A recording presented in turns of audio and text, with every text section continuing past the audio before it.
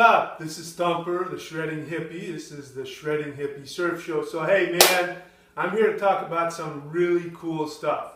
Something I've been wanting to talk about for a while, which is single fins rule.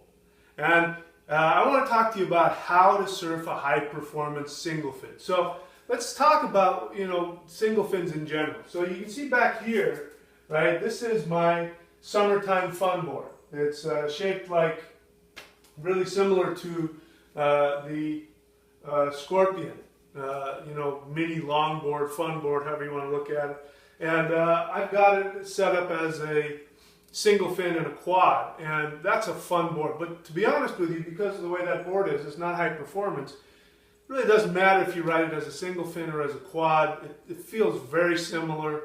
It planes the same. You can stand anywhere on the board pretty much and turn it. It's a super safe, fun board. That's why I call them fun boards, man, because they're fun boards. But when we're talking about high performance single fins, that's a completely different deal, man. And if you've ridden these and ridden them as single fins, or ridden your longboard as a single fin, and you think you know how single fins ride, you're absolutely wrong when it comes to high performance. Now, I've been surfing for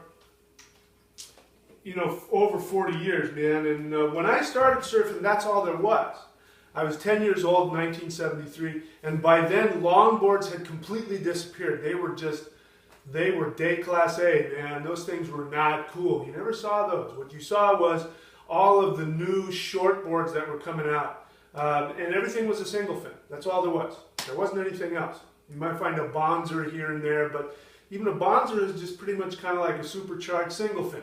It's not like a tri-fin, not at all. So, to surf a short board, even though this is a fairly big for, modern standards, this right here is actually it's not, it's a 6'6", but, you try and go from a longboard to a single fin short board like this, is going to be very different. If you've spent your whole time just riding tri-fins and quads, you're going to find out that tri-fins and quads, as bitchin' as they are, actually kind of make you a lazy surfer. With a single fin, you have to really know what you want to do with that wave. And so let's first talk about how to take off on a single fin. So, one of the reasons I dig quad fins is because on a quad fin, man, you can take off super late. And if the board is shaped right, you can take off super late and just dig into the side of that wave, and those two side fins are going to keep you high on the side of the wave, and you can just really get slotted in that pocket and just take off and get barreled right off the takeoff, man.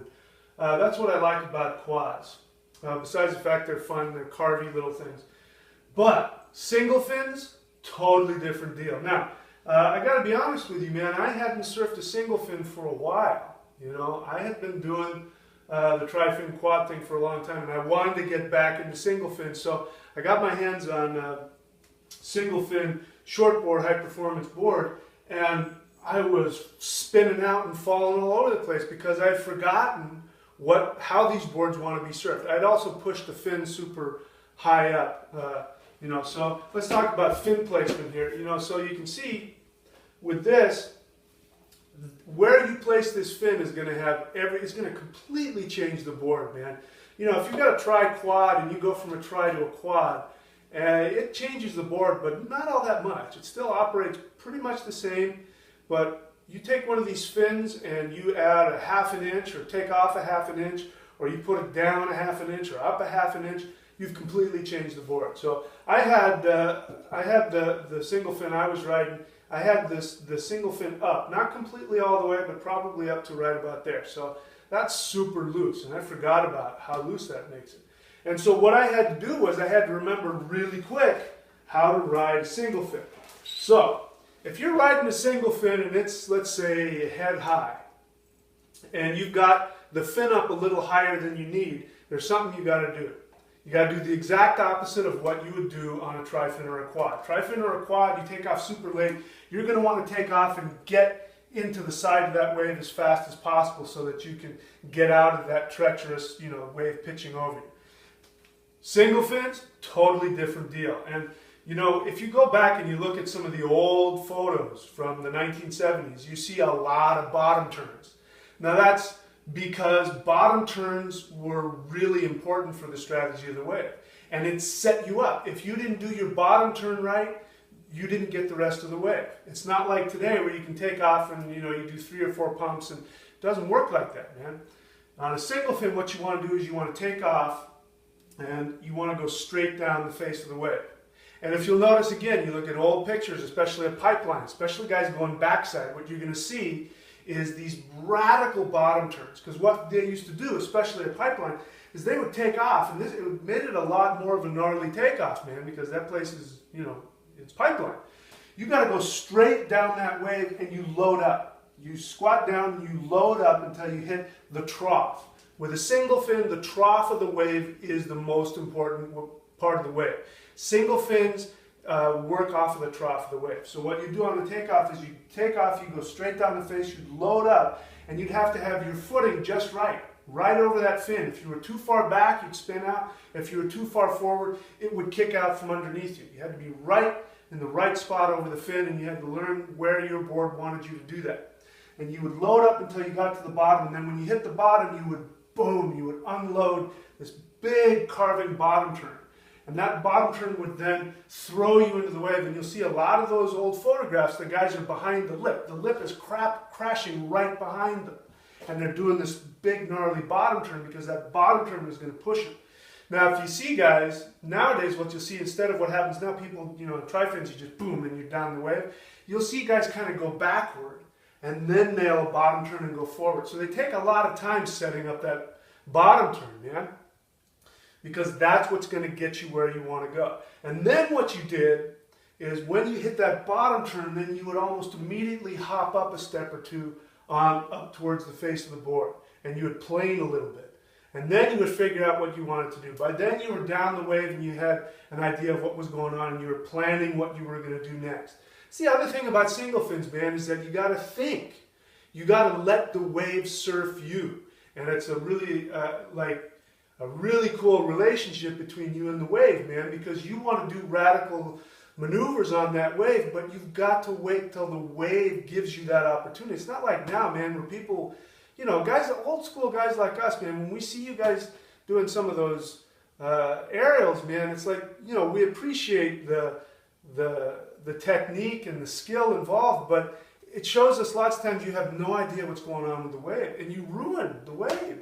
You can do some radical 360 in the air and land back down, but you can't surf the rest of the wave. You're so far back from where the wave is, man, you've lost half of the wave. And, for me, it's like, I lose a lot of respect for your surfing ability because you're not respecting what the wave is giving you, man. So, hey, if you don't know what I'm talking about, that's cool. I understand that. You ride a single fin, you're going to learn pretty quickly how that works. So, while I'm on the subject, this is why I created this surfboard, man. This is the Hypnotic. And what I've done is I took some of the ideas of some modern hybrid performance surfboards and merged it with some old school stuff. So, let's talk about that. When I was riding my Hypto Crypto, as soon as I picked it up, it totally reminded me of mid to late 70s surfboards that we were surfing. Now, sure, some of them have those big wide noses and those tiny tails, you see, but those are designed for big hollow waves. But we were designing boards that had this kind of shape. In fact, some of the earliest single fins were what we call eggs. I could get into that too, but, it's like, the thing is, man, is that some of the new shapers think they're coming up with these new hybrid ideas. In reality, all they're doing is they're coming back around. Because, you know what? Surfboards and waves and water, the laws are still the same. So you're going to end up coming up with the same ideas, even though you think they're brand new. That's the same stuff we did back in the 70s.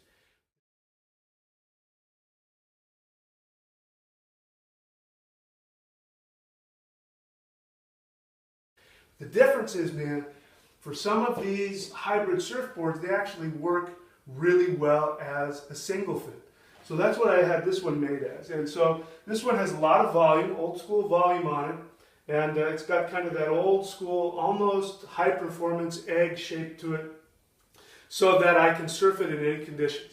It's big enough and flat enough that I can surf it in, you know, regular summertime mushy conditions, but it's also got enough of a performance rail on it, man, and it's got this nice little rounded pintail so that I can take it out on some bigger stuff. Now, here's where the fin is really important, man, because when as I said, I first started riding at single fins again, I had the fin too far up, so I really had to remember what I was doing. And that board was really super loose, and I'm thinking, wow, I need a bigger surfboard, man.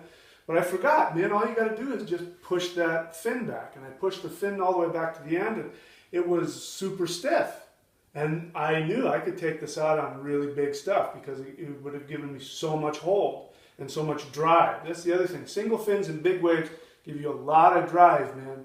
I'm going to say one other thing about that. I've seen a lot of some younger cats, man, surfing single fins, and I love watching that, flipping around YouTube and looking on guys, riding single fins. And I've heard this over and over again. They say, old school with the single fin, you just sort of just hit your track and just go. Like you can't do anything on it. Listen, somebody who talks like that does not understand what a single fin is all about. A single fin is not some boring board that you just sort of stick in one direction and go. That's cool, man. You can do that because a single fin will listen to the wave. And you can just cruise in that wave if you want. But if you know how to surf these things, man, you can set yourself up to do some really radical maneuvers on them. As radical as any of the things that you would do on a tri-fin or a quad fin. But you've got to know how to cooperate with the wave, and that's the fun part, man. If you're just taking off and just doing all kinds of crap on that wave, and the wave is like, what the hell are you doing? It may feel good, but from my perspective, it's kind of superficial, man. It's just not as fun. So we talked about fins. On this board, we've got the single fin. This is a 7.5-inch fin. So if you were just riding it as a single fin, I would ride it with an 8-inch fin. But what I've done is I've taken this 7.5-inch fin and I took those nubsters that FCS uses, which you normally stick, on the bottom and make a 5 fin out of it. And I stuck them here on the side, and I've turned this into a bonzer, man. It's not a true bonzer, but it gives me the benefit of a little bit of added bite and drive, so that, because this is only a 7.5-inch fin. It allows me to get some carve out of it, as well as gives me the feeling of a single fin. So, this board, you've got multiple options. You've got quad fin, you got single fin, you got bonzer. You can also, get an FCS adapter and stick a regular fin in there and make it into a tri-fin. So you've got just so many options with this board, and I would say this is what makes this an all-around board, man. You can't say that about a lot of surfboards, and all-around board that gives you the high performance that you're looking for. So, if you wanted to surf it also, you can surf it as a 2+1. You can stick this in there and then put regular side bite fins on there, and that'll give you a real stable yet carvy board that will, if you want to have that fun board feeling, or if you're new and you want to make your way into single fins, man, and you need a little bit of training wheels, that's a fun board. And I like riding those right on the tail. When I've got the 2+1, I just stick my foot right over the tail and I just surf it from the tail. Really carvy, really fun. And anyway, man, so that's some ideas about single fins, man. The thing about single fins is what you want that you don't get with some of these skatey surfboards, man, is that the amount of pressure that you put into a turn, you're going to get an immediate feedback from the wave. And that feels really cool. Skatey boards are fun, fishy boards are fun. But, if you want to get that old school carvy feeling out of your waves, this is the best way to go, man. If you've never tried a single fin, you've never really tried hitting those hard, deep, carvy turns, I highly recommend it, man. You're going to have to learn some stuff, and you're going to have to be patient, and you're going to have to learn how to seduce that wave into giving you what you want. But I tell you, man, it's like when you meet that right chick, and you seduce her just right, and you don't treat her like she's, just any old chick. You treat her like the queen that she is. Man, what she gives back to you is going to be amazing. Same thing with single fins, man. you treat them with respect, and you treat the wave with respect, the carves and the turns and the maneuvers that you do get out of it, I tell you, there's no feeling like it in the world, man. And only those who ride single fins know what I'm talking about, man. Anyway, so that's the scoop, man. That's the Shredding Hippie Surf Show, and that's some tips on single fins. And this is another, plug for the Shredding Hippie surfboard label. We got some new surfboards coming out, but you know what? Let's just stick with the all-around surfboard for a while. And so anyway, if you tried the board, give me a shout out and let me know what you like about it. If you got any questions about it, again, these surfboards are made in the USA, right? Made right here in the USA, made and glassed here in Southern California, in our factory, made by some of the most sought after shapers in the business worldwide, man. They've come together and they've helped me make these surfboards. I sell them to you at a reasonable price. You can, if you want, you can spend $300 or $400 more on a big name brand that might have been, shaped in Thailand or wherever. If you want, man, you can do that. If you want an awesome board shaped by expert California shapers that have been shaping for decades, man, and you want the quality of made in the USA, you're not going to do better than a Shredding Hippie surfboard. All right, so that's it for this time. Until next time, man, shred through your day. It's like when you meet that right chick, old school card.